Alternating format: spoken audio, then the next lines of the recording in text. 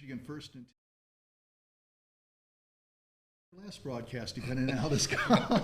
No, it'll be fun. We're looking forward to it. Got a great panel here, and to my left is MLive and soon to be CatchMark, Scott DeCamp. Welcome aboard, Scott. Yeah, thanks for having me on. This is great. And then down on the other end, we have M7 Sports, Mike Meekoff. Do a fantastic job, Michael. Yeah, thank you, and thanks for having me on. I really appreciate it. And then we got we got Cal Van Single, my partner in crime. I just want to point out that's the first time you've ever mentioned "great" in my name in the same sentence. So wow, I'm feeling honored already. Don't get cocky.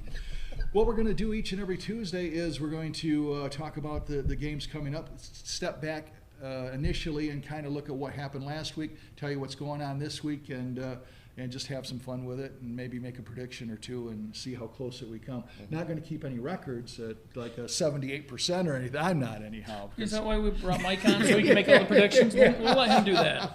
All right. Well, let's start out with the Muskegon Big Reds. As advertised, I guess 47-7 over East Kentwood. Not much of a game, I guess, Scott. Yeah, Mike and I were both covering that game, and it was maybe as he expected. I really didn't know what to expect. I didn't know. I mean, I think there were a few question marks with Muskegon and a lot of question marks with East Kentwood, and Muskegon answered some of them for sure. You know, Miles Walton, I think we knew he was going to have a great season. You know, how was he going to adapt to that starting quarterback role? And he did well. He didn't really need to put the ball up in the air too much, but he looked really good with his legs. You know, rushed for 125 somewhere around there ran for 3 touchdowns, including a really nice 93-yarder, and then he threw for another score. So, what really was highlighted in that game too was their youth, Muskegon's youth. They played like 8 sophomores and freshmen in that playing group on both sides. You know, either offense or defense, but they played a lot of young guys.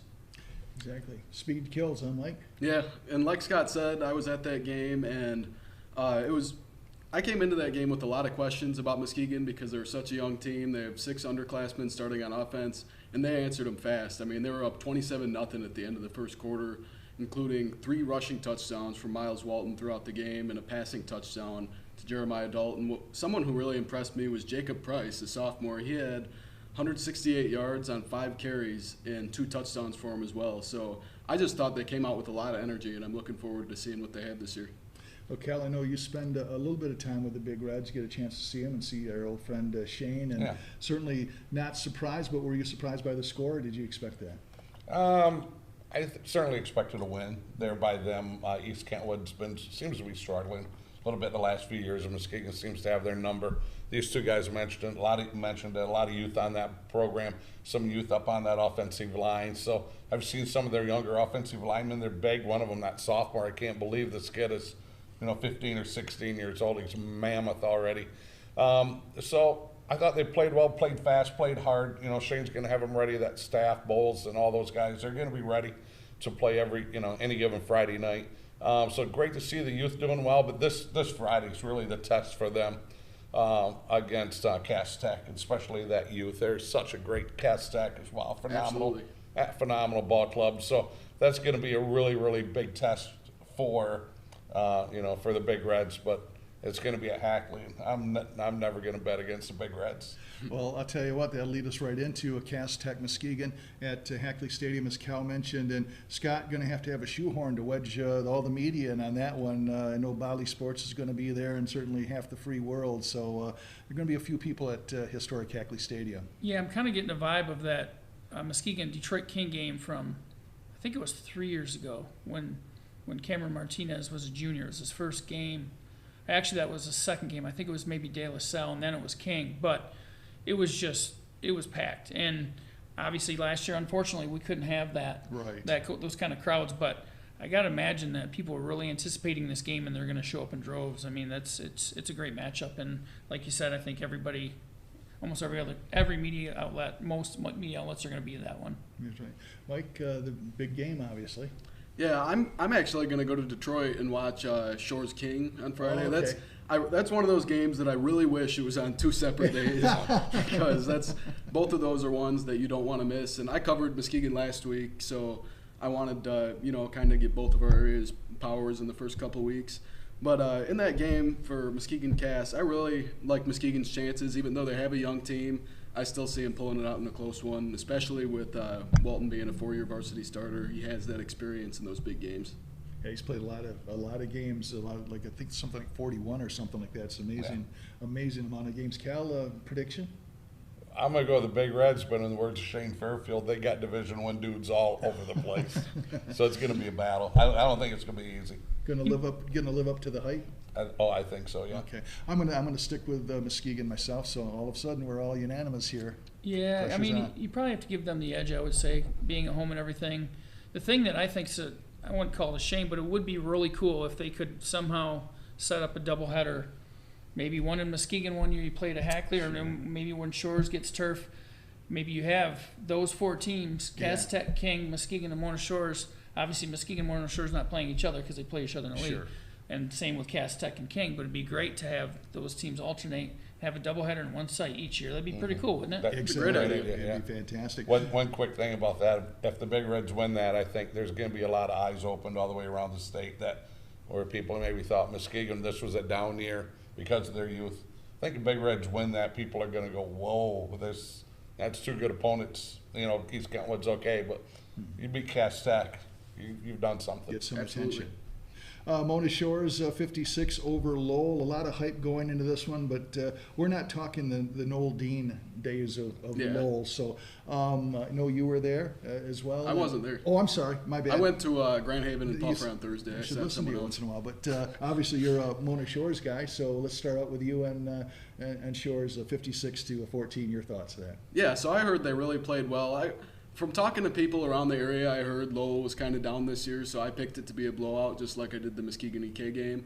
But it was one of those games I was a little nervous about picking the score to be that lopsided. But Shore's defense played great. Based on what I heard, they didn't give up a single touchdown on defense. Both the touchdowns they gave up were on special teams, I think late in the 4th quarter. And their new quarterback, Mark Konechny, everybody's eyes are on them because Brady Rose is no longer there, Mr. Football from last year, but Mark Konechny brings something that's different in the aspect that Rose was more of a runner and an athlete, and Konechny has a huge arm, and it showed. He was 8 of 11 for 216 yards and a passing touchdown, and he could run as well. Mm-hmm. He had 10 rushing attempts for 96 yards and 3 touchdowns.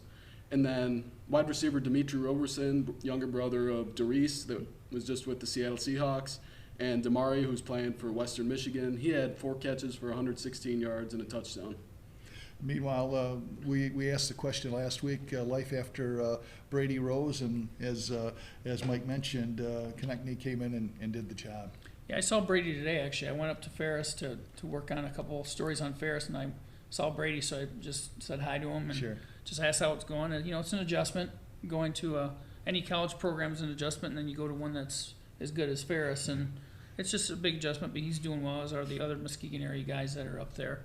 I saw Brendan Schwartz was up there from Montague, and then obviously Amari Crowley from Muskegon's there, and there's others too. But back to Mona Shores. One thing I think that it's kind of weird, that dynamic. If you look at Shores and Lowell, they've almost flipped roles, because back when Lowell was the power and Shores was trying to find its way, Lowell was the powerhouse. They had the playmakers. They had the physicality. They had the edge. They played with grit, played with a lot of physicality and just an edge. And it seems like that Shores is that team now, where Lowell's trying to find that again. So it's kind of funny to watch those kind of flip, because I know Koziak said that when he took over at Shores, he kind of always wanted to emulate Lowell, and now he kind of is. I mean, I think a lot of people think Shores is finesse, but if you really watch them, they're not really that finesse. They do have playmakers, but they're not finesse. Yeah. They have some physical kids. So he's kind of out lowling Lowell, I guess. At the moment, yeah. And if you guys remember, for Shore's first playoff game in program history back in 2013, they had to play at Lowell and lost. Yeah. So they've come full circle in a lot of ways. Cal, your thoughts on Shores and how they've turned that program around, obviously. Well, Coach Koziak, I mean, that's a phenomenal job. Really done a phenomenal job, and I'm just so proud of him and what he's done over there. Was at Muskegon for a little bit. That didn't work out. Goes to Shores and creates this working on a dynasty now 2 years in a row, and if you can Right. keep it going, it will be a dynasty. So Kozak, he's got a great staff that he's surrounded himself with. He's got the buy-in by the kids. They're in there working hard. You can tell by looking at them. Physically, they have actually found a weight room and have stayed there. So Kozak and staff doing a great job. Looking forward to this game. Would be another great game to be at. Martin Luther King, always good competition. Athletes all over the place. You're going to have to be ready, and it's going to be a good test for them because it certainly sounds like they were not tested that much last week, and they're going to need to be tested. Shores, they have some teams coming up in their schedule. They have to get ready for. Well, let's start with you, Mike, and this King and Mona Shores game down in Detroit. King, perennial team, playoff, state champion, pedigree, Absolutely. all that type of stuff. How do you see this game?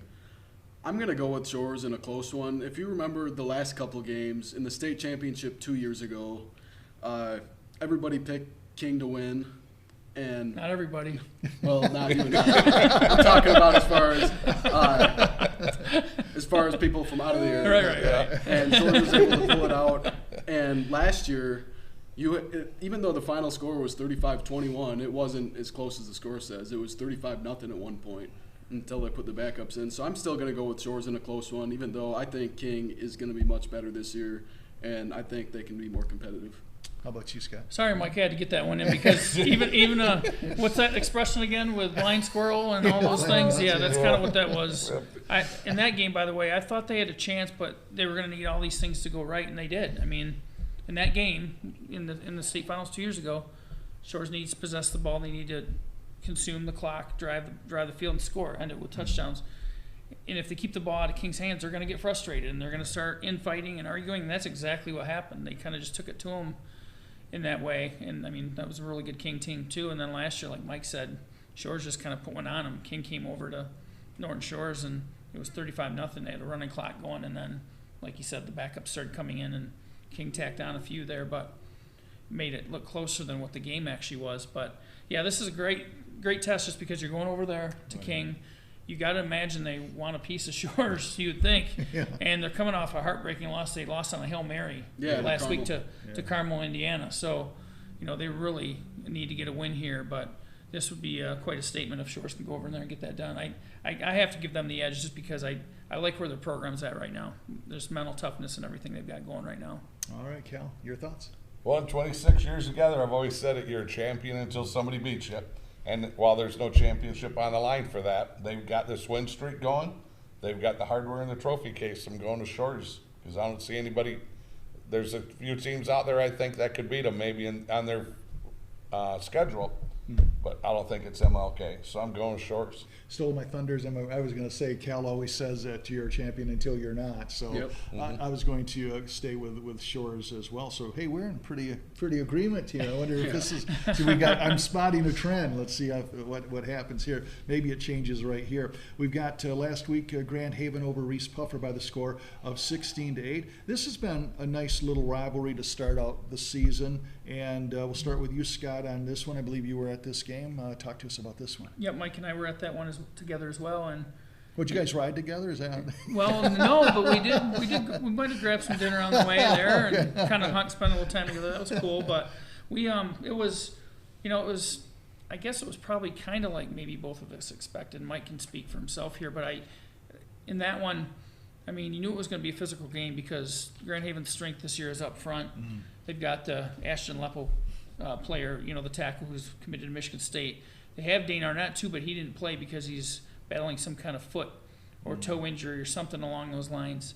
So he couldn't play, and that was a big loss for them. But they still overcame it. They had some other kids step up. And really that's where the game was won, I thought, up front. And then they have Owen Worthington at quarterback. He's a big kid. He's like 6'3", 215. Right. So he scored basically all the points. He scored both touchdowns, rushing touchdowns, and both conversions. And then their defense just did the job. They had a goal line stand there in the first half that really ended up being a huge determining factor in the game. So I think they were just maybe a little more physical. I know that they sustained drives a little better than Reeths-Puffer did. Reeths-Puffer just couldn't quite sustain enough to get it done. Mike. Yeah, so like Scott said, I thought Owen Worthington was obviously, the player of the game as far as skill guys. He had both their touchdowns, both their conversions, and 72 yards rushing. And another guy that I don't think you talked about was Ryan Francis, Grand Haven's running back. He had 117 yards rushing, and I thought Ashton Lepo, the Michigan State commit, dominated the line. And really, I thought Grand Haven was clicking offensively earlier in the game, and it was one of those games that even though the score was 16-8, it didn't really feel like it was a close game. It felt like Grand Haven was in control kind of that whole game, and Puffer could never really get momentum offensively, even though I thought they're much improved on defense. Yeah. Looks like Grand Haven's starting to build something, finally, after years of up and down, not even that high even on their ups, but more downs. Nice to see Grand Haven starting to build something, starting to get stronger, a little bit bigger in the weight room. Kind of a must-win here now for the Rockets or Reeths-Puffer, don't you guys think? I mean, you start out 0-2 with who you got on that schedule down the line here between Shores and the Big Reds. I think it's a must-win for Matt Bird and his team. Absolutely. And let's speak about the game this week. They're playing St. John's now. St. John's has a playoff history, albeit last year they were 2-5. So I would put this in the category of a winnable game for Reeths-Puffer. You agree, Scott? Yeah, and Matt Bird, the Reeths-Puffer coach, is familiar with them a bit just because he coached at Grand Ledge. So, St. John's just north of there, basically. He's familiar with them. I believe Andy Schmidt is the coach at St. John's now, and he was the quarterback on the team. Then I'm trying to remember if they won the state title or not, but they were in the state finals when he was the quarterback. So I believe he went on and played at Eastern. So, but that is a game that I think they can win, and that's a game they need to win. I think that would be a big one for them. How about you, Mike? I'm going to go with Reeths-Puffer. I think they are much improved from last year, despite the loss last week. And really, I think that playing those type of games against the teams around here makes you better. And so I'm going to go with Reeths-Puffer by probably a couple touchdowns. I think 20-7 would be a good score. Okay. Go with the Rockets, but I think it might be closer than some people realize. But I think it has to be a must-win for the Rockets. Yeah, I'm thinking the Rockets were agreeing again, just because it is a must-win. It is a beatable team, and if you're gonna be a serious program, that the Rockets are going in the right direction, and this is a game I think you have to have. Let's talk OK Blue, and one of my feel-good stories is, I have a couple of them, is the Fruitport Trojans. Granted, they played Kenowa Hills, who's in that rebuilding mode, but still, you got to win these games, and you got to get them going. We'll start with you, Mike, on this one. Fruitport knocks off Kenowa Hills by the score of 42-2. Yeah, Fruitport's really been in that rebuilding mode the last couple of years, and now you're finally seeing that younger talent coming through the program and performing. You got all-state quarterback from last year, Gavin Reams, with 299 yards passing and 3 touchdowns, and junior Pascal Jolman with 142 yards on 10 attempts and 2 touchdowns. So that was really impressive how they were able to come out and dominate like that. And really, I think, even though I don't know if I could go with them to win this week, but I think it'll be more competitive than people think. How about you? I agree with that, and I think Mike and I talked about that maybe yesterday or whenever we talk. We were talking the last couple of days, and I think we're kind of in agreement on that. Cadillac was in the state finals last year. They lost to Detroit Country Day, but the week before they upset Edwardsburg, which you guys saw Edwardsburg. Right. And I don't know if that's the same Edwardsburg team, but everyone knows how good that program is. Yes. And they went down there and beat them 28-26 or something like that. So it's like, well, Cadillac was a team last year that I put them in a group with probably Forest Hills Eastern, which they beat, which Forest Hills Eastern beat Whitehall. Right. Forest Hills Eastern beat Spring Lake. I think all those teams were probably fairly close, but that just kind of, we'll get to Whitehall in a little while, but you look back on, you're like, man, was Whitehall in that mix of those teams that maybe could have got to the finals? Well, they would have had to go beat Edwardsburg. Could they have done it? I don't know.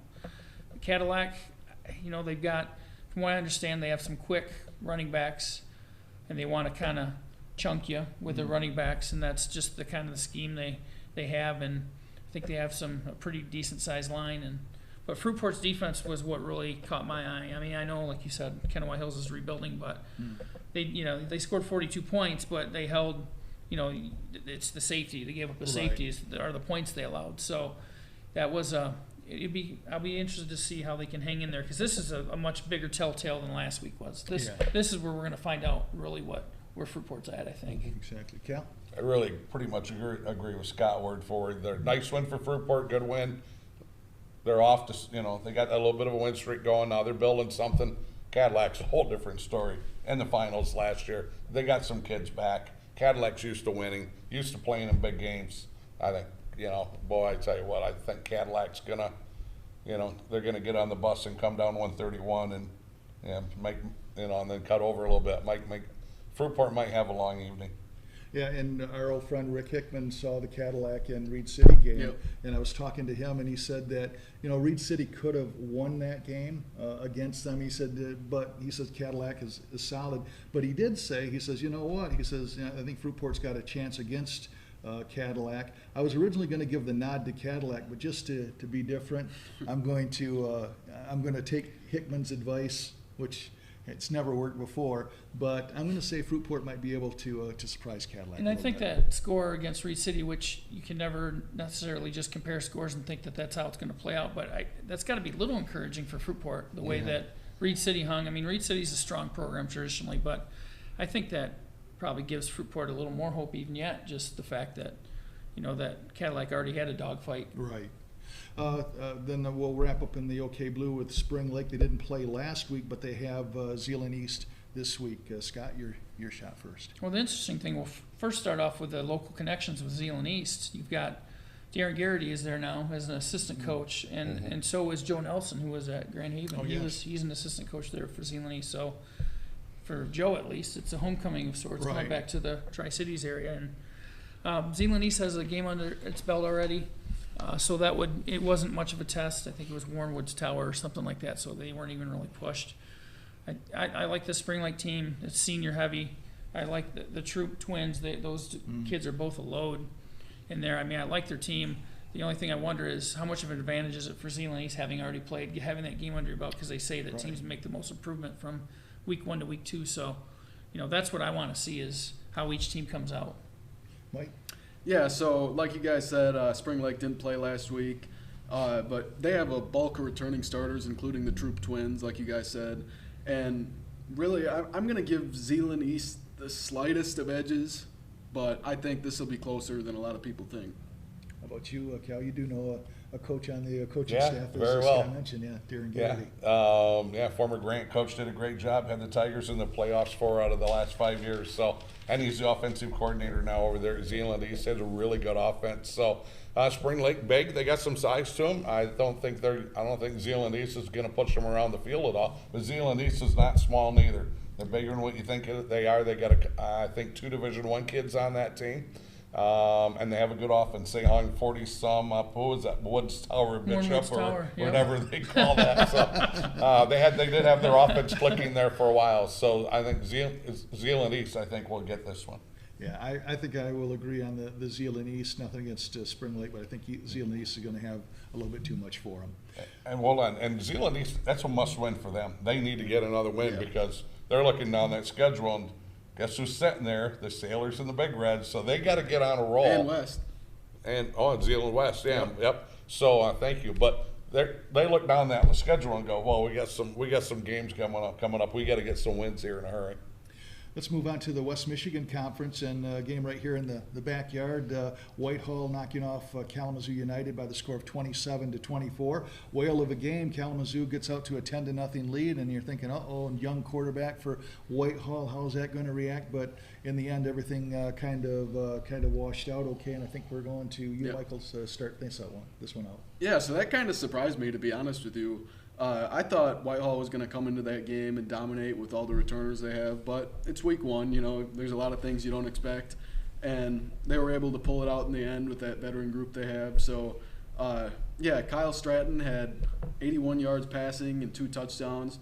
So I really like what they have. And another returner that we didn't talk about yet is Alec Pruitt. Mm-hmm. He had 16 attempts for 136 yards and 2 touchdowns, so another great game by him. And he played really well last year, and I'm looking forward to seeing what he has this year. How about you, Scott?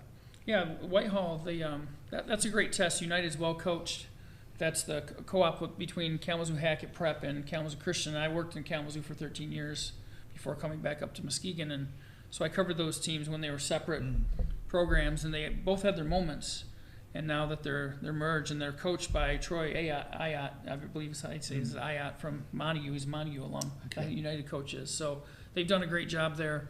And talked to Tony Sigmund Friday night after his game, and he said that they were really good up front, United was, but he was proud of the way his kids hung in there after maybe a little bit of a shaky start. They had some trouble with this shotgun snaps and different snaps and stuff, and plus you have a sophomore quarterback, Kyle Stratton, in there trying to adjust. But I remember watching him play a couple years ago when he was coming up through like 8th grade. He's a sophomore, and I've got a daughter that's a freshman that was cheering at the time that he was playing, so I was there watching games, and man, that kid's got a lot of swagger to him. That kid's confident. Yeah. And I just wondered how it would translate to varsity football a couple years later, and so far so good. I'm really looking forward to watching him play the next few years. Exactly. Cal? Wow, there's a lot of ways I could go with this, but one of them is the violence of the game. But I'm going to of this particular game. Kind of one thing I'm going to start off with. The last 11 games, Oakridge is 9-2 against Whitehall. But this game, and you and I have done this game the last 2 years in a row, this game seems to be probably the most violent game that we see all year. And I think it was last year or 2 years ago, Whitehall lost 2 players for the season, and another one got knocked out for about a month. And it wasn't all cheap hits. They were good, clean hits. Somewhere, somehow, this game just ends up being the most violent of the year, the hardest hitting. So I think Whitehall I think this is a chance Whitehall could get one over the Eagles of Oakridge. I think their whole key to this is they got to come out of it healthy, because they never seem to come out of this game healthy afterwards. I don't know what it is, but it just seems like it is just a hard-hitting game. And Whitehall is going to go into this one a bit shorthanded with 2 key players gone. Ira Jenkins injured, Shepard is injured. Looks like, if I remember talking to Tony, I believe that Shepard may be gone for the year. They don't know. He might be able to come back. Jenkins are hoping that they can get him back too. They don't know about them. So you got 2 key players. We were impressed with both of those guys last year. So they're already going in a bit under the injury bug. Yeah, those 2 guys were a force last year in tandem on a really good defense. That's what Whitehall hung its hat on was defense last year, and they got a win over Oakridge last year. They won 32-18, so that was a nice win for them. Oakridge this year up front on the offensive line, they're just enormous. I mean, they've got some big kids up front, and so that's going to be something for Whitehall to deal with. Oakridge is pretty young on the defensive side of the ball. They're trying to kind of find their way. They hung in there against Sparta, and they got the job done. So that was a good win for them. And anytime you got Corey Vanderput, an all-state running back, I mean, that kid's legit. He's a great place to start for them on their offense, and he's a good linebacker too. So that's just a great piece to have for them. How are you handicapping this one? What do you think? Well, that's so tough because it's really hard any year to go against Oakridge, just their tradition and they're just their track record. This is an opportunity for Whitehall. I agree with what Cal said. I think this is an opportunity for them. I mean, to me, in my mind, I think they were going into the season probably, to me, the favorite in the league, Whitehall. But, I mean, it was close between them and Oakridge and Montague, I thought, going in. And with injuries mounting and all those kinds of things, that just changes the dynamic. But, I mean, it's going to be another one of those games like Cal talked about, I think. Just it's extremely physical. Kind of a coin flip. How about you, Mike? I would say the same thing, that it's kind of a coin flip. And I think this is the game that's going to decide the West Michigan Conference. I think whoever wins will be first and whoever loses will be second. But I'm going to go with Whitehall in a close one. I know it's been years since they've won a West Michigan Conference title, but I think this is the best team they've had in a really long time. You, Cal? A little bit of a crazy stat here, and I'm going to pick Whitehall for the win. But don't look now, but the Oakridge Eagles, their win percentage is up to .693. They're starting to knock on the door of a 700 win percentage, which is, I mean, I don't think it'll happen this year. It might take a couple years to get to 700. That's astronomical when you start closing in on that 700 win percentage. So just an off-key stat there. Right. I think that I'm going to also go with Whitehall just because I think they're going to have a little bit more depth. Well, even though they have the injuries, I guess I shouldn't necessarily say the depth, but I don't know. I think they're a little bit more ready. They had Brody Fogus and Stratton battling for the quarterback spot during the preseason when I was talking to Tony about, what was your thoughts on how that went. He says, well, he says Kyle's got a strong arm, so does Brody, but he says, you know what? He says you move Brody to quarterback, and all of a sudden you don't have an all-conference receiver to throw. Not that the Bali and those guys aren't good, but I mean, all of a sudden you add that to the package, and it becomes more of an overall arsenal for you. So yeah, Whitehall's got some very solid receiving. I like their defensive backs because most of their defensive backs are their receivers. So I'm gonna go with Whitehall on this one. Let's talk about Cal, about the game we did last week. Not one of those games we say all the time, not necessarily surprised that the team won that did win, but maybe the way they won in the score. We're talking Edwardsburg over Montague by the score of 38-0 in that one, and I believe we'll start with Scott on this one. And Scott, your thoughts on this? Yeah, I agree with you. I wasn't surprised by the outcome. I picked Edwardsburg to win that one, but in a close one. I didn't expect this, but, if you look at it, Montague's got a good group back, but they lost some key players, and especially up front.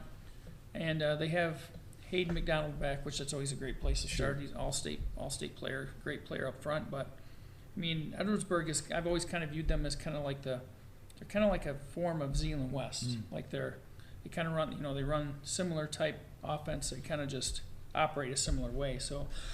And Coach Bartz is a disciple of John Shillito, I'm told. So so there it is. That all adds up. Right. But I mean, you guys were there, but to me, it just seemed like they were just too big, too physical in that one. It's pretty much, yeah. Yeah.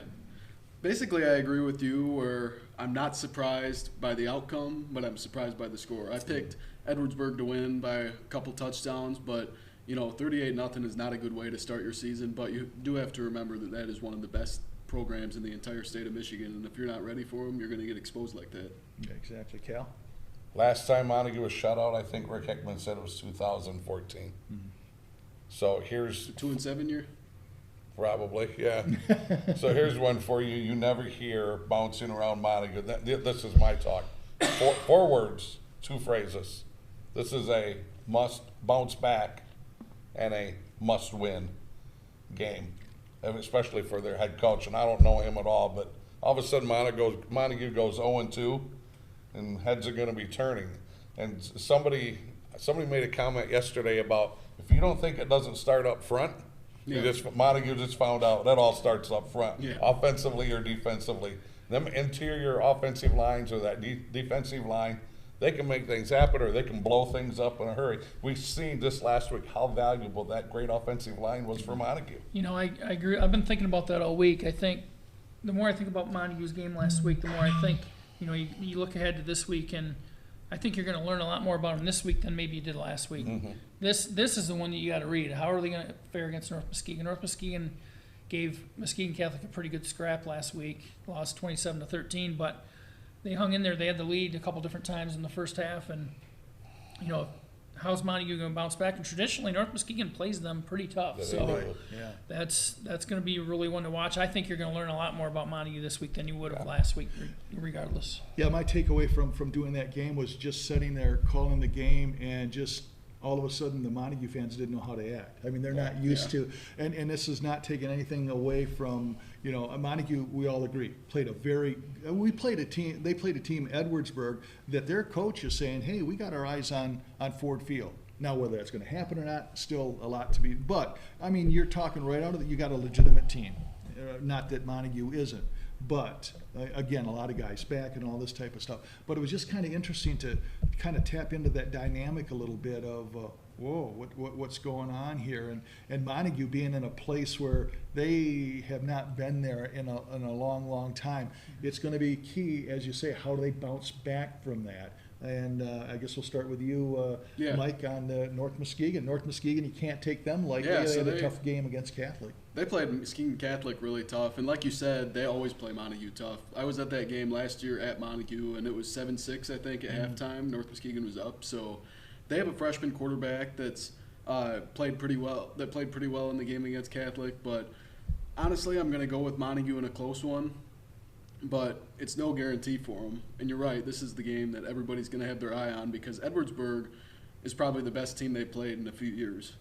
But if they struggle against North Muskegon, there's going to be some questions that need to be answered. Yeah. How about you, Scott? Oh yeah, I mean if they lose that one to North Muskegon, which is very possible, and North Muskegon, they're well coached. They've got some talent, especially in the skill positions. James Young is the freshman Yeah. quarterback. He's got a promising future and had a great game in his first game. So, it's because if they fall to 0-2, and if you start to look at your strength of schedule or with your playoff points and stuff, then things start to get a little tricky because then you still have Whitehall and Oakridge and Ravenna on the schedule, and then they finish at Portland. So it's a tough road. So, I mean, they really need this one. I mean, you hate to say must win in week 2, but they really do need this one, I think. Yeah. Montague's a conference champs, and Larry Witham, he might pull something out of his hat. He might get a win. He might get a win here the other night. The last time North Muskegon beat him was 2016, 5 years ago. I'll go with Montague, but it won't surprise me a bit if Larry Witham, the head coach here for the Norsemen, comes up with something and tips him over at Montague. Yeah, and I think I agree with you, Cal, on Montague ultimately winning. Just again, they have to. It's time. I'm with everybody on the panel. It's tough to say must win week 2, but in a lot of ways it is. I love what Larry Witham does with it. He gets a lot out of very few numbers. I mean, they get beat up. I think you talk about, and we'll talk about this at a future date, maybe even today, about the expansion of the West Michigan Conference.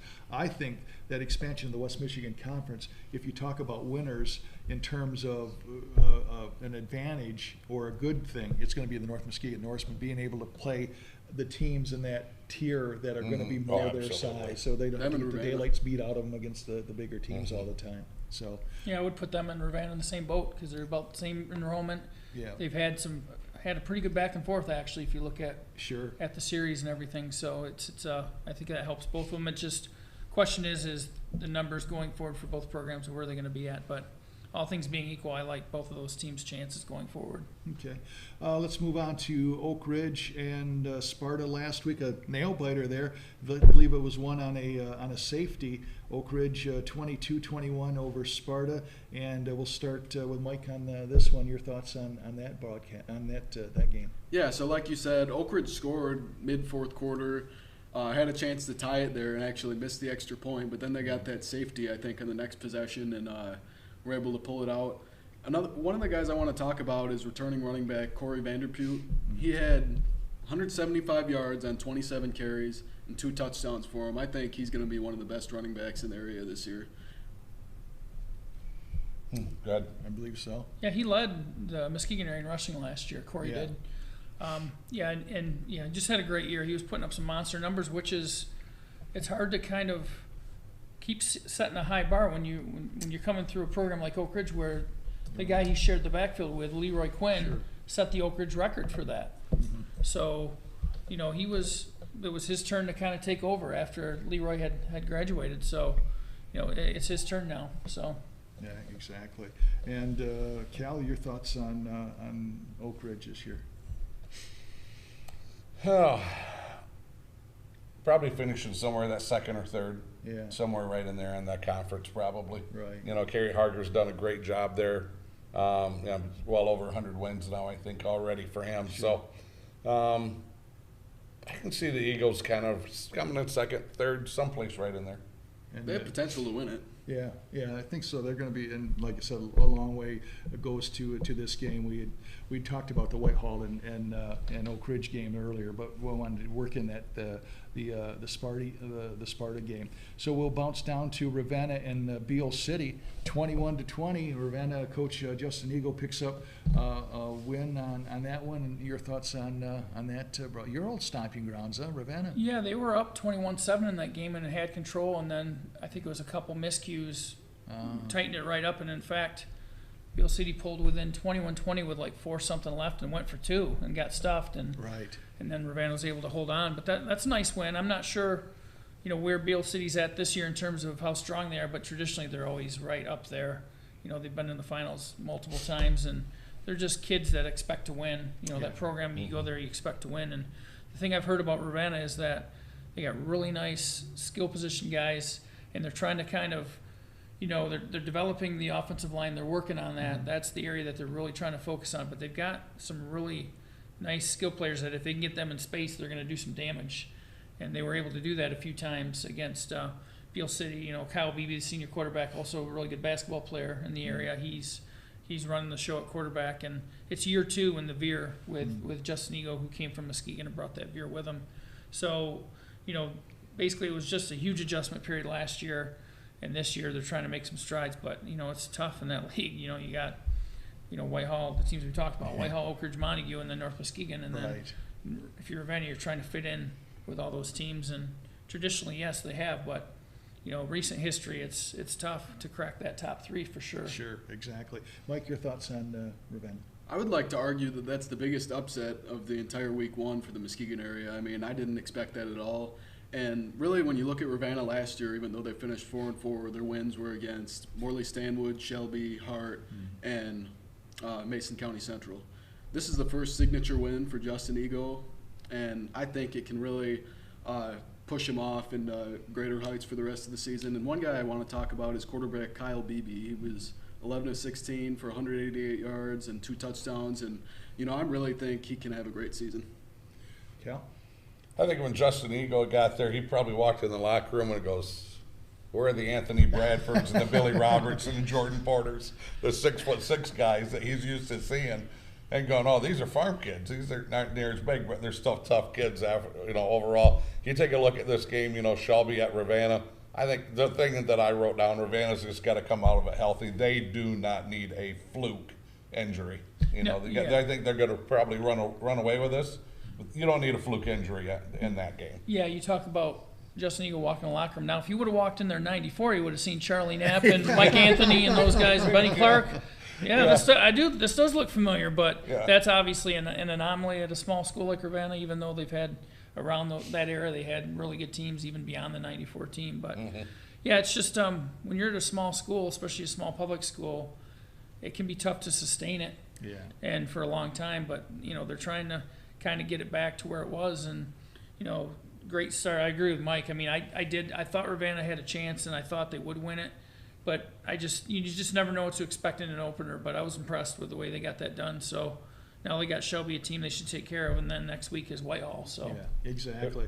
And the thing that always impresses me with the West Michigan Conference teams are they're not necessarily destination schools, even with school of choice. I remember I was talking with somebody, I forgot who it was now, somebody close to the program at Ravenna, and he says, we got what we got. You know, he says, we got, every year, and it's amazing how competitive they are, and you can actually mimeograph that. There's an old term, but really, you could be talking about Oakridge or anybody. I mean, you got those same names year after year that keep coming back and just playing some solid football. But yeah, they play Shelby, and Coach Fortier has taken that over, but it still looks like Shelby's got some work to do after getting beaten by White Cloud rather handily last week. So yeah, I'm going to pick Ravenna in this one as well. I think the West Michigan Conference is better overall when Ravenna's good.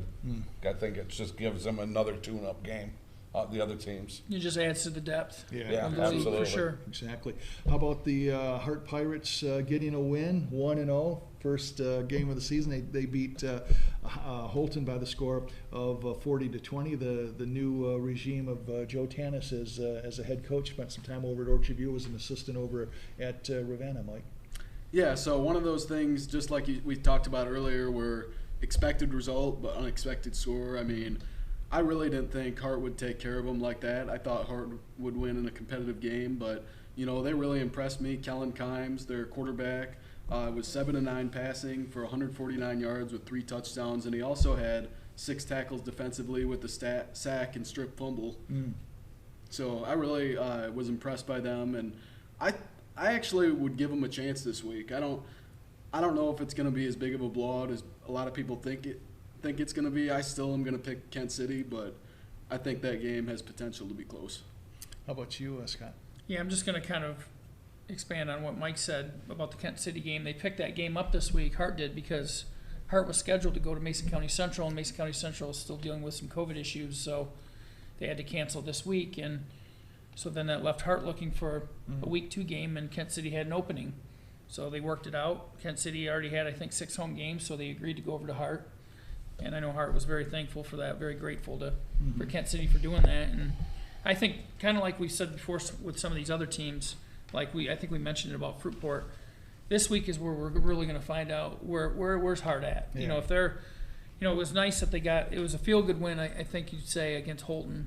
But I think this is the one that if they can pull this one off, then that's really going to maybe catch some people's attention. I expect Kent City to win, but I think you're going to find out a lot about Hart this week too. Exactly. Cal, what do you think? I think Joe Tanis learned a lot when he was at Orchard View, probably what works, what doesn't work. A lot of times when you see a coach go to another school, that second time he's a lot better coach. I'm not saying he wasn't a good coach at OV.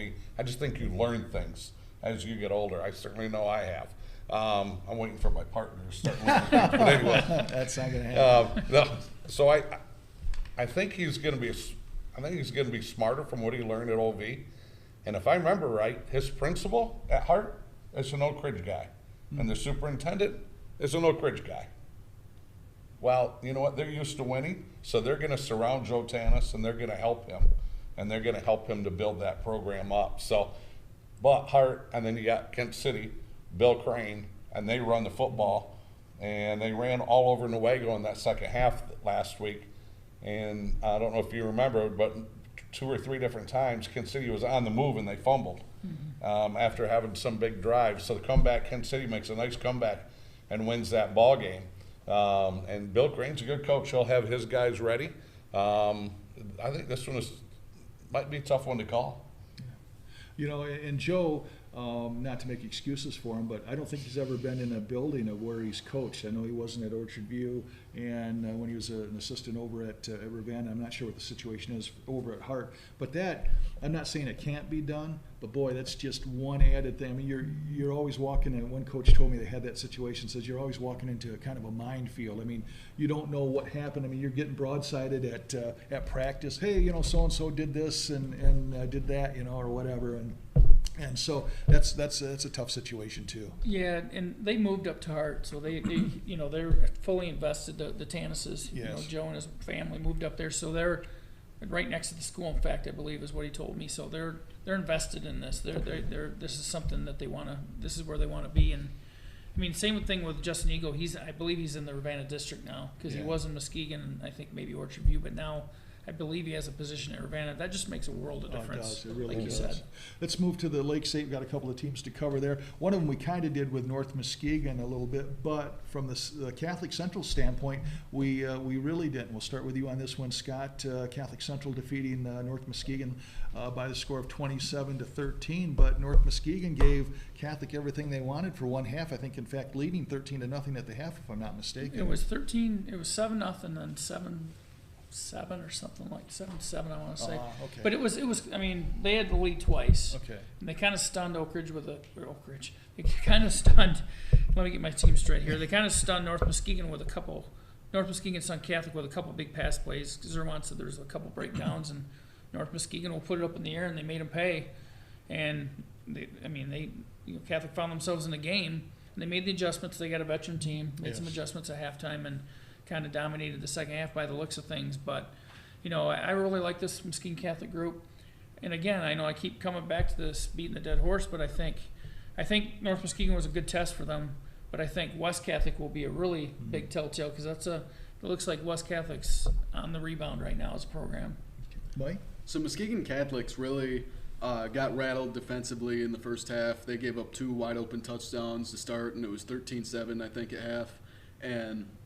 But then they came back out, and North Muskegon threw 4 interceptions, and they were able to score, I think, 20 unanswered to close it out and pull out the win. But I really think they're going to have their hands full this week with West Catholic. I mean, West Catholic's really getting back to where they were a few years ago, and even though I think Muskegon Catholic's really good, I think West Catholic, there isn't going to be many teams that mess with them this year. Cal? I'm going to go with West Catholic on this. I'm about 99% sure their head coach here now was there when Dan Roan was there. So he would have learned a lot from underneath them, what to do, what offense, you know, run some of those offensive sets, defensive sets. So he's been around winning, and they are definitely back on the hunt again. They have after a couple of down years. So West Catholic, yeah. Yeah, I might give the nod to West Catholic just because they're back after a couple of down years, and sort of, they had the great years with Rowan. But boy, Zerwan's done a good job with Catholic, brought them back. They had that down year a couple of years ago, and last year they go all the way to the playoffs and had that good run, and lo and behold, they come against the eventual D6 state champion. So that didn't end well for them. But I'm amazed. My story with Catholic Central is no matter what classification they have been over the years, and they've been every place from, I remember back in the days of the Bs and double Bs, if you remember that, with the classifications and all that stuff, they have won at every level, B, double B, C, double C, D, whatever it's been.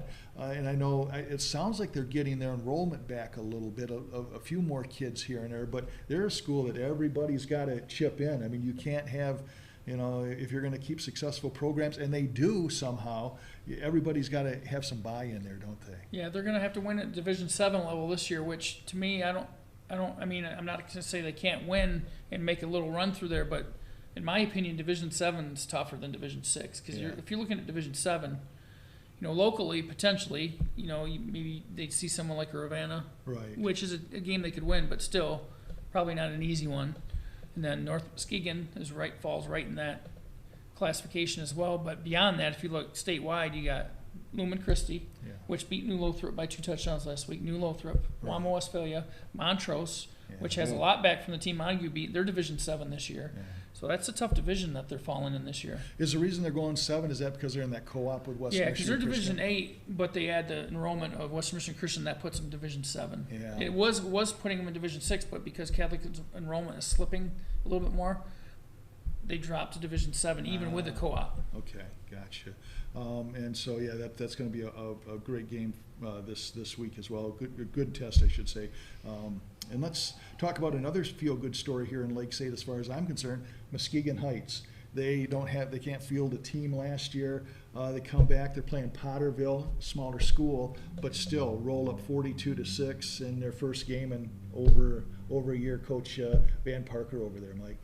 Yeah, so I'm really happy for Coach Parker and his program. I mean, I feel like for everything they've had to go through the last couple of years with numbers problems originally, and then last year when the numbers are finally starting to go up in their program, their administration decided to cancel the season the week of the first game, and so I'm just really happy for that program. And it was one of those games that I expected Muskegon Heights to come out and with a lot of energy and win, but I didn't know if it would be that big of a blowout. But let me just say, Anthony Floyd had 70 yards rushing and a touchdown, and I think a couple years ago he was one of the leading rushers in the area when they did have a season, so he's one of their big returners, and I'm really looking forward to seeing if they can build on this in the next few weeks.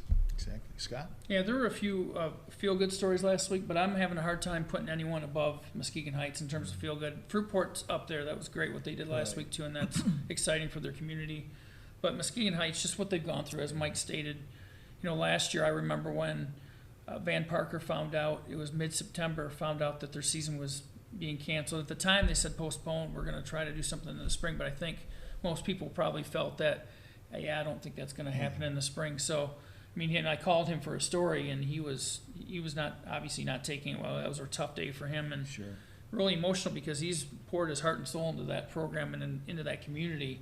Came back to he could have gone to a lot of different other places to coach, and that's where he grew up, that's where he played. Yeah. He really cares about that community, and he really wants to get things rolling with them again, and he basically just needs the support. Exactly. Cal? Great win for them, definitely, last week. The more wins Van Parker can get, the more excitement it's going to build in that school system. More kids he'll be able to get out. The more kids you get out, get kids in the weight room, just lead to more success. They just need to have a nice, solid season. And then to start, they're like a puzzle. You got all the puzzle pieces out in front of you. Now let's start to take these pieces, put them together, start to build something. And, Muskegon Heights, it's no secret at all. You look at the players that they had that, school of choices, they're one of the schools that's in my mind, there's two schools that come to mind that have been decimated by school of choice in terms of having their athletes cherry picked. One has been Muskegon Heights. I mean, their wealth has been spread over to Muskegon, to Mona Shores, to wherever. Orchard View is another one, I think. Orchard View is another school that really, all of a sudden, you're seeing some of maybe their top prime athletes winding up on a Big Red field or a Mona Shores field or something like that. So, you know, the school of choice thing, of all the other things they got going against them, I mean, they really, like you said, both of you, they are the feel-good story. You just hope they can persevere. They play a team, I'm going to tell you what, they play Kelvin Christian, and you look at Kelvin Christian's record, not all that great. It's not beyond the realm of possibility that they're 2-0 to start the season. I kind of expect them to be 2-0. Kelvin Christian's coming off a rough loss last week against a St. Louis program that struggled. And Kelvin Christian, like Heights, didn't have a varsity team last year. It was a numbers thing, so they decided not to field a varsity to try to build it through the JV team. And so they're just getting back into varsity football again. But, you know, that's Heights' home opener. I think they're playing it at 5 o'clock on Friday. That'll be another opportunity for Muskegon Heights. If they get off to a 2-0 start, who knows where the excitement might go for them. Exactly, Mike?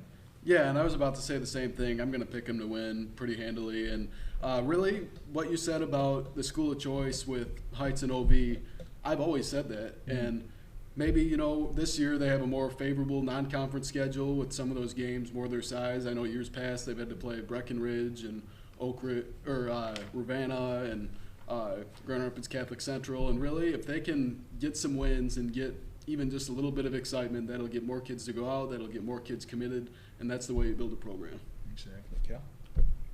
I think the speed and athleticism for Heights is going to be a benefit for them. I think Calvin Christian's probably going to have a more experienced line and bigger, more physical offensive and defensive line. So speed and athleticism, good line, toss up. Okay. Let's move on to the CSAA Silver and nail biter, Kent City over Newaygo by the score of 20-19. I believe we're going to start with Scott this time. Scott, your thoughts? Well, that was kind of it was more than just a game for Kent City. They were basically, it was their grand opening of their, not officially maybe, but the first game on their new renovated field. Yeah. I stopped over there a few times just to get photos during the course of the summer, and I was over there last couple Sundays ago, and it's beautiful. I mean, with the AstroTurf, you know, same company that did Hackley Stadium, and not the same crew necessarily, but the same company. And then they got this brand new big scoreboard. They're putting in like a 9-lane track.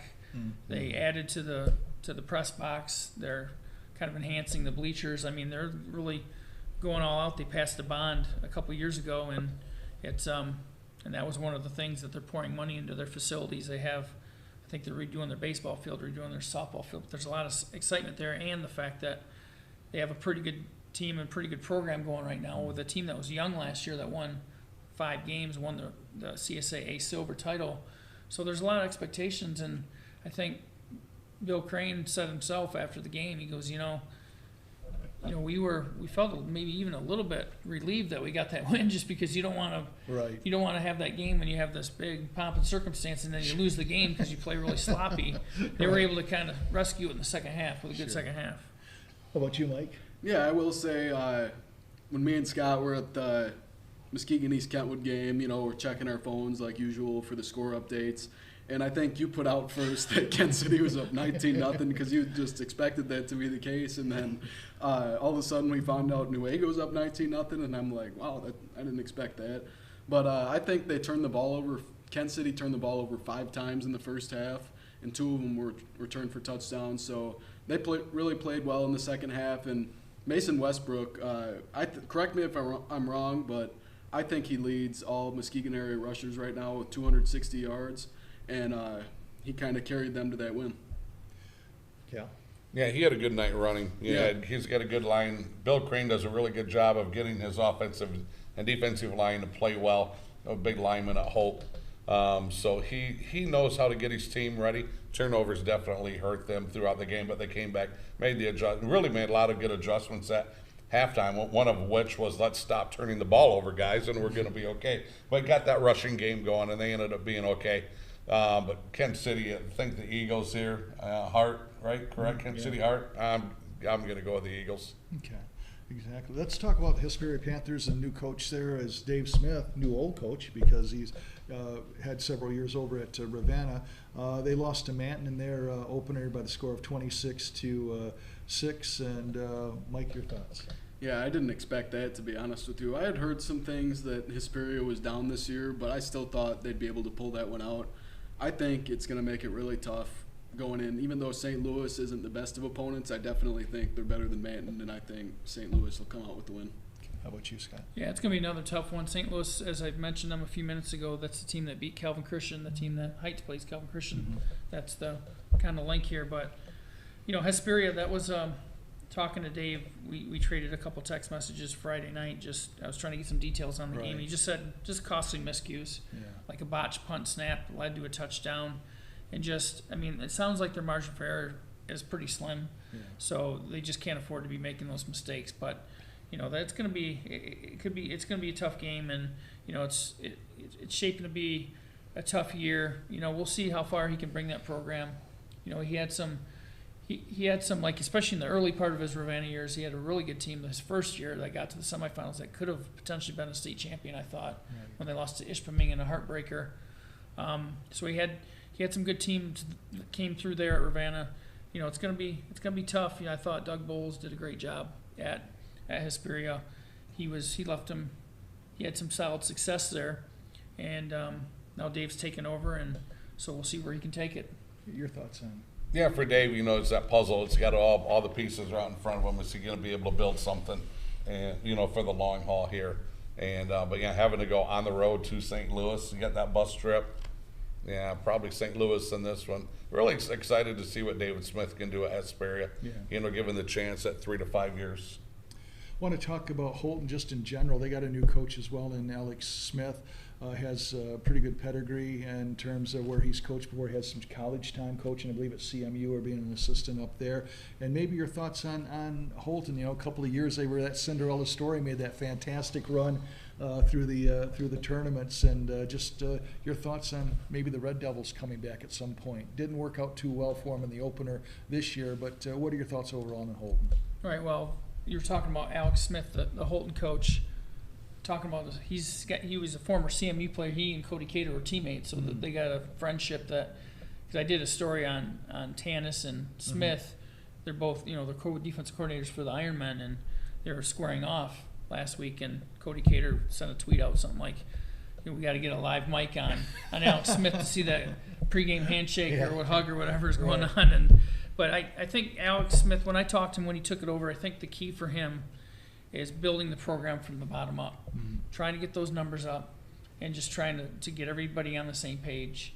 And they had that great run a few years ago when they got to the semifinals and lost to the eventual state champs, Reading, and that had the town buzzing. It did. When Jack Numerador was there and they had Aaron Herron and those guys playing, they had a lot of excitement going, but they didn't have the best regular seasons. They were. What were they, like 8-4, they were 4-4 in the regular season or something like that. I mean, they barely got in the playoffs. They were like maybe the last or one of the last teams to get in the playoffs, and then they just kind of had some good matchups and caught fire. And it shows when in a small town like that, if you can get it rolling, how excited they can get. And I mean, that's what he's trying to do out there. Exactly. Your thoughts, Mike, on? Yeah, I think Coach Smith just brings a lot of energy to that program, and I really am excited to see how he builds it, and kind of from the bottom up, because the last couple of years, after that semifinals appearance, I think they went 1-8. Their one win was a forfeit win against White Cloud. And then they went 3-5 last year. They did improve, but 2 wins against White Cloud and 1 barely, I think, against Lakeview. Yeah. And so I'm really excited to see what they can do in conference play this year. How about you, Cal? Same thing. I want to see them start to get a little bit better. Holton kids have always been tough. Yes. They've always been tough, hard-nosed kids, played hard, hit hard. So I'd like to see Holton get back to those days in the past. How about Jack Numendor? Goes, it comes in and goes, now we're going to take this team, and all of a sudden, remember you and I talking, all of a sudden it's like, hey, they won a playoff game. We might have to get out to see them, but you think, well, they're not going to win the second one, right? Let's be honest. So we go follow what we think is going to be a great game, and all of a sudden, man, Holton won again. Good for those guys. Maybe we can pick them up week 3. Oh, that opponent doesn't look good. So you go somewhere else, Holton wins again, and we're like going, oh, we got egg on our face. Yeah. How come we're not out there? So, yeah, but Jack Newmendor, I tell you what, then he just leaves and he goes to being an administrative guy at Shores. Yeah. You know, and it's like, wow, dude, you just did something that's just incredible. Don't you have a little bit of a desire to try that again? And if I remember right, he announced he was leaving before the playoffs started, Yeah. and that's what made that Cinderella story kind of more special. I remember, I think, reading one of your articles about after they lost the last game of the regular season to Tri-County to finish 5-4, that they were all crying on the sideline because they thought it was over, and then they happened to get in as the last team, and then they went on that magical run. They got new life, and I think what that playoff run illustrated to me was the magic of like high school sports, and in a small town, but really high school sports anywhere. You know, yeah, they pulled off some nice wins, but the stories that Jack told me about their bus rides there and back, the funny stories like Caleb Kitchka and just different things, and Caleb was such an animated kid, you know, for Holton. He played linebacker and running back for him, and just some of those, the stories and the story inside the story. That's why I enjoy this job so much and being around high school sports so much, because you learn about those, and it's the bus trips. The games are fun, but it's the bus trips. It's the time after practice, or maybe times in practice. It's times hanging out with your buddies. Sure. That's what it's all about. As we kind of wrap up, we're going to go through the CSAA goal just a little bit. Kind of, and it's more, I was thinking more of a just kind of spotlighting a couple of teams that I know we've had some history with in the past. And one of them that I'm good to see, Phil Butler. I remember calling his games at Tri-County when he was a quarterback, went on to, was it Hope? Where he wrote at the time all the quarterbacking records. I don't know if he still has them or not or whatever. But he was over at Newaygo, got them on the verge of winning, and then he left because he had an opportunity to come back to Tri-County and coach. Well, he took a Tri-County team over that was in the same boat that Newaygo was in when he got there. So he had this team that was on the verge at Newaygo winning. And if you remember when he left, I think Coach Bush came in and got some pretty good playoff runs out of Newaygo for a few years. You know, those were the teams that Phil had kind of brought up. So now he comes back to Tri-County, same type of deal. He's got a team that's really down. You know, he suffers through, 4 or 5 years. They knock off Lakeview 46-0, had a good year last year, and it looks like he's got those guys back to where he was with the Newaygo Lions a couple of years ago. So it's good to see Phil. Yeah, and that was a game, like, I was way off, and it won't be the first time, and it won't be the last on the prediction. I liked where Grant was at that time of year, but obviously there were people, the coaches, of course, and other people I talked to that knew a lot more than I did about the whole situation, and figured Tri-County would be a handful, and they were for Grant, and they kind of took it to him on Grant's field, and then they got the reward of having to play Oakridge, and Oakridge took it to them in turn, but that doesn't diminish what Tri-County did or what Phil Butler's done with them. And like you said, I mean, he's really brought him back around. And I remember the days when Ravenna played Tri-County in like the West Michigan Conference NCAA crossovers, and those are some battles. Those Tri-County teams are really good when Gooden was coaching them. They were super stingy, just really tough kids, and those are some of the tougher games Ravenna had in that 20-some game winning streak they had. Those were two of the tougher teams they played, actually. Exactly. Mike? Yeah, and I don't cover Tri-County, so I don't know that much about them, but I will agree with what you said. When teams from around here play them, it's usually, they got to show up and play their best. I think, like you said, Oakridge beat them last year, and the district finals or pre-districts, one of the two. But, they always have a great program and a great team, and I really like what they're building up there, and I think they'll have a great season. Your thoughts, Cal? This has got to be the year for Phil Butler. They're going to win a boatload of games, but problem is when they go west, they got to. And I always get in trouble in Grant, my hometown.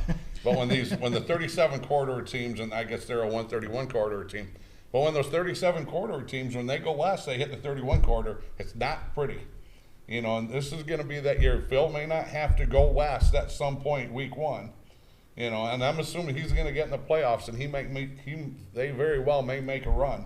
But when they got to go west, they got to show up and they got to win. And when you do that, you're going to get respectability. But right now, these teams up and down the 37 corridor, And I mean, that's just the flat out honest truth. They're struggling when they got to go west. Someone's got to step up, go west, and knock one of these teams off. Yeah. You know, to gain credibility, for lack of better words. So, and I think this could be the year that Phil does it. He has a lot of seniors on the team. That's a good football team. You know, and I'm not sure, are they Division 5 this year again? That's I what believe they were. so, yes. The problem is now for all Division 5 teams is, and it's all relative, right? Because you're going to be facing a tough team somewhere down the road, but Grandpa's Catholic Central's looming out there for everybody. Yeah. And at some point you're going to run into them, and that's a big ask for anybody. Yeah, that's a Division 5 school, Division 5 program that could compete easily up into Division 3. That's not a Division 5 program. If you look at it, they're just not. Right. No. And Phil's going to be going on Selection Sunday. He's going to be saying one thing: send us north. Right? That's because exactly they right. don't want to go south. No. Or they don't want to go west. He'll go, I'll go to Menominee. I'll go to the UP twice. Don't send us south. And we'll kind of wrap up here with Ludington Fremont. I believe you said you had an opportunity to talk about that a little bit.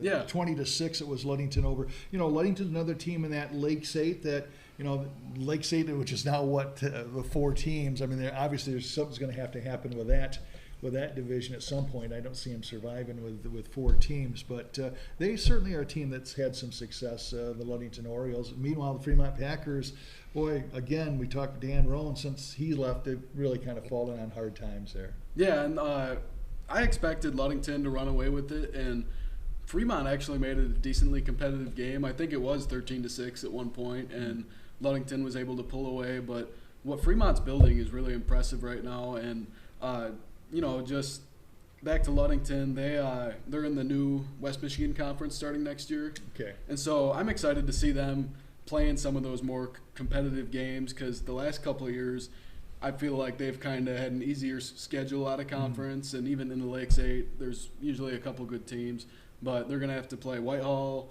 Montague, Oakridge. So. And actually, you look at this year, Ludington's on the schedule for Whitehall. They Whitehall's picked them up in place of I believe, the Mason County Central game.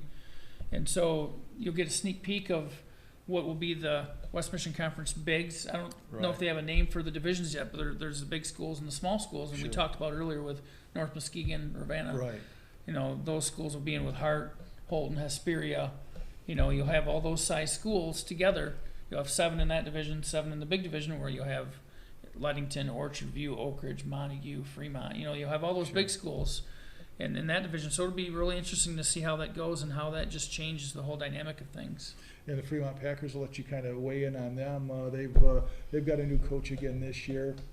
Any bright spot there, or is it just going to Coach Carpenter, I believe, correct? Yep, he's there again. Right? Yep, Second year. Really excited to see what he can do. But you guys just talked about it, and you mentioned it. Ludington and now Fremont come into the West Michigan Conference, and they're going to be the big boys. Montague is going to be the smallest team, I think, of that upper tier. But who lays the lumber on you? Montague does. I think it's going to take a while for Ludington and Fremont to be able to compete with the 3 blues and the red team for sure.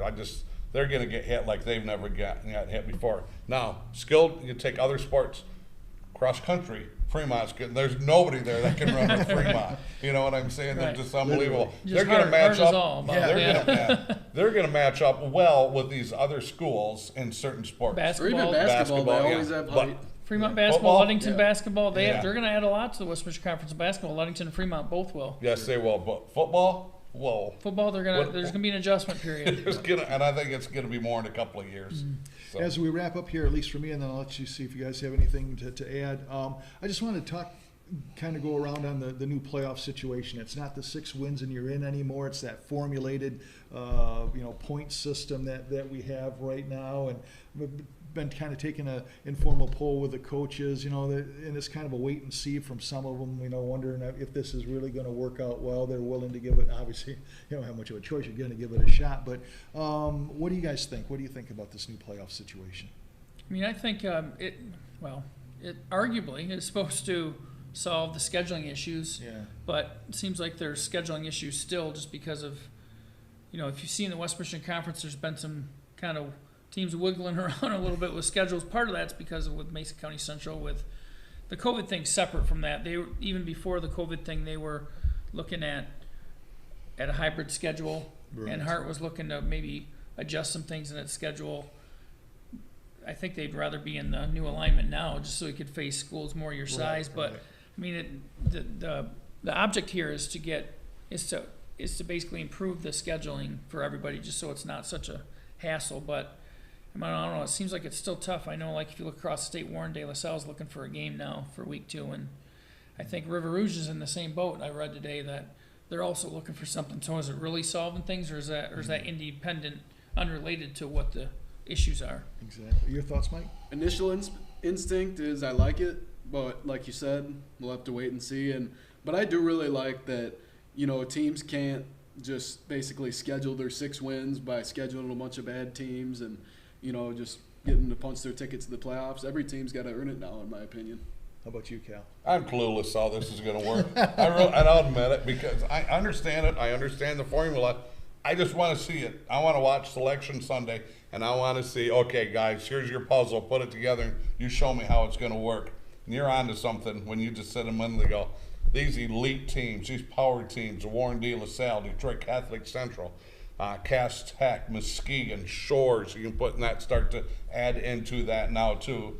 But you take those 4 top 5 teams, these teams that get after you, they hit people, other schools are going to go, you know what, we're going to have to go against them and we're going to get beat up. Right. The physicality of those teams is unbelievable. I mean, the difference from, we did it last year. We did you and I did the North Muskegon at Whitehall game at 4 o'clock on a Friday afternoon. I immediately jumped in my car and went to the Muskegon game and stood on the sideline. And I couldn't believe the level of volatility of that game. It was clean, and that was Muskegon and Puffer. Couldn't believe how much bigger, stronger, faster, and more violent that game was. Clean game, no penalties. Mm-hmm. The game was 100 miles an hour faster. And I'm like, so who's gonna, if you're a coach out there, you're like, I got a team that, we're gonna be 500, maybe 6, we're gonna be 6-3. And Muskegon calls, Shane calls, they said, you want to play us? No. Yeah, we're good. We're good. No, but you look at like Spring Lake last week. They couldn't find a game. They lost their game. It was supposed to be Orchard View, and so they didn't want to take it. They're getting a forfeit win for it. They don't want the forfeit win. They'd rather play because the forfeit win, even they're not getting like the playoff bonus points, because you get points that go to your average for just winning the game, for beating a school of a certain size. But then every game they win, and even in the games they lose, it factors in different bonus points, they call them. Right. And they don't get anything now for Orchard View, because Orchard View has they don't have a schedule. But Spring Lake just wanted a game. Anybody. They said, let's play, and they couldn't find anyone. So I know Dan Stark, the coach, was really frustrated about that last week, because he goes, I got a great group of seniors here. I want them to have 9 games. Sure. Correct me if I'm wrong, but we're done with the drama of, is a team going to land in Division 3 or Division 4? That's already determined, right? It's predetermined, yeah. It's still going to go 232, right? Top 25, next 25, as far as the divisions 1 through 8, I believe, correct? It's once they have it. I think it's 256. Or 256. Wasn't that always? I think 256 was Okay. always the number, but yeah. So they'll go with that same system. And if you're short, then you can start going by playoff point averages, because it's not about record anyway. You just keep going down the list of playoff point averages, and you just keep adding until you have your what is it in each? My math's really bad right now. I used to be a math major. Don't look at me. I'm trying to. You guys got to rescue me here. Yeah, well, divided by 8. You're in trouble. Yeah. Mike might be able to save you, but you've got No, an empty math's life my over weak here. subject. Wow, the 4 of us. We're just kicking it down the road. Yeah, Exactly. I still count with gazintas Yeah. and all that other stuff. Cal so. takes off his shoes to Yeah. count. So, hey, some parting shots here as we get set to wrap up. What would you like to finish up with? I just think it's great to have the crowds again. Like I was at Kentwood, like we stated earlier, I was at Grand Haven Thursday, and Kentwood Friday, and then this week I'll be at Whitehall on Thursday, and then Friday I'll be at Muskegon. But I think I'm also going to stop at Heights just because it's a 5 o'clock game. I'm going to try to catch some of that just because I'm down in my last 2 weeks and trying to get to what schools I can too. But I just think it's great to see more normalcy again. I'm not going to say we're back to normal. The COVID's still out there. It's still an issue. It's still something that we have to navigate. But it was just great like Miles Walton had a great quote after the game. He goes, you could smell the hot dogs, you Yeah. could see the people in the concession stand, people milling around, you could hear the student sections. It's just, it's easy to take that for granted sometimes, I think. Exactly. Mike? Yeah, I completely agree with that. Fans fully back in the stands, no masks, no social distancing. It's all, even though it's not normal, and obviously it's still out there and it's still dangerous, and we pray for the people affected by it. Everything feels like it's more normal now, and really, I think that's just a big sigh of relief for everybody that had to go through all the stresses and stuff like that last year, just to have that sense of normalcy back. I'm really excited about it. Yeah. How lucky the Muskegon area is to have so many people that want to cover it versus other areas. I mean, it's like so many media outlets here in the greater Muskegon area that want to cover high school football. And so They that's do a just good job. And yeah, there's a lot of people that, two of them right here, that do a really good job covering high school athletics here in multiple sports. So that's one, how just lucky the players, coaches, fans are with. You can always read about your team somewhere and the stories. The second one is this Friday's, I think the team's got to come out of it healthy. I think it's going to be a violent Friday. And I don't mean cheap shots, spearing. I just think there's a lot of big games, a lot of hard hitting. Teams got to come out of it. I think seasons could be drastically altered after Friday night if some of these teams don't come out of it healthy. And as we wrap up here, again, I just want to say we'll be partnering with our good friends here at CatchMark SportsNet. Bill Mann's here putting this all together for us. We appreciate him and certain Brent and all that stuff. But we'll be combining our Greater Muskegon Sports Network, the audio with their video again, as we'll be doing that Whitehall and Oakridge game. We'll be on the air at 6 o'clock with the pregame show and the kickoff at 7. We'll talk with Brian Beebe, the new athletic director over at Whitehall. We'll be talking with both coaches as well, so we're looking forward to that. And I got a prediction for What's that. that? No hiccups. No hiccups. Yeah, Cal did it. He set the world's record for hiccups. Oh, that was on a brutal. broadcast. That was brutal. That was a little rough, but again, and yeah, you're going to be joining the CatchMark family here as well, and we'll be talking, I'm sure, more about that. So that's going to be a great opportunity too. Yeah, I'm looking forward to working with a great team there. I was blessed to be able to work with a great one at M Live as well. And just one of the things I wrote in a Facebook post was just announcing the move was, I've gotten to see things and experience things that a lot of people don't, just being in this job. Right. The things you get to be around, be it professional sports, college sports, high school sports. But to me, nothing beats high school sports. Mm-hmm. I've covered those 3 different levels, and I just keep coming back to that. There's just something unique and pure about it, and just the excitement of it. I still get excited to go to games, and Sure. I'm 48 years old. But I'm looking forward to kind of working with this team here at CatchMark, and I think it's a growing company, and I think there's a lot of exciting things coming in the future. Exactly. Well, it's great to still. We're gonna miss you with M Live, but we're gonna be seeing you here in a new capacity. So we're at least we're keeping you in the fold a little bit. So we appreciate That's right. that. M-Live's loss is CatchMark's gain. Yeah. And if you ever thought you weren't, how do I say this? I think by all the comments you've seen on Facebook, I think you really know how much you meant to people. Yeah, that was really awesome. touching, and Yeah. part of me feels like, man, is that an attention grab because you just want people to say nice stuff? Some people probably think, gosh, Yeah. do you need the reassurance or what? But part of it's you want to announce what you're doing because you've been yeah. covering an Yeah. area, but it really is moving. It's almost like your living funeral service. Mm-hmm. Like it is, because people come out and that's when they say all these nice things about you. But it does. But when you work hard and you pour something into something as much as I have, it does feel good. Well, and just to share something, when I left radio, and didn't really know what I was going to do, I'd put and I just got on Facebook. Kel was always on me to get on Facebook, and I was a dinosaur, and his daughter actually got me on probably 6 months before I wound up parting company with radio. And so I put in just, hey, it's been fun and all this stuff. And bling, all of a sudden, it was really humbling, and I honest to God mean that, is all of a sudden that, oh, hey, thank you. And you hit it on the head, because I said the same thing to my wife. It was like I was listening to the eulogy at my own funeral, and it was all good, and people were so sweet, and people I had, coaches, kids that I had called, and so I'm literally, I think I put it on like 4 o'clock in the afternoon.